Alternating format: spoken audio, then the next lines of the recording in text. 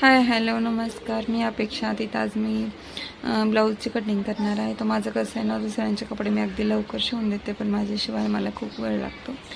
तर हे अस्तर आहे. ब्लाऊज कटिंग करताना अगोदर अस्तरची कटिंग करून घ्यायची, नंतर ती ब्लाऊजच्या कपड्यावर टाकायची.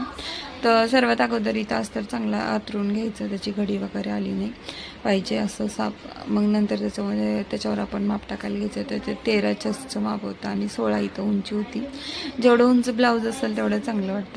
तर तुम्ही तुमच्या उंचीनुसार इथं उंची टाकू शकता. त्याच्यानंतर इथं बाहीची उंची टाकून घेतली 6 आणि गळा इथं मी 10.5चा केला होता, तुम्ही बघू शकता दाखवल्याप्रमाणे.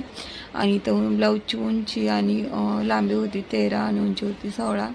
तर तुम्ही बघू शकता. त्याच्यानंतर कटिंग करून घ्यायची आणि अगदी सोप्या सरळ पद्धतीने अशी तुम्ही कटिंग करून घेऊ शकता.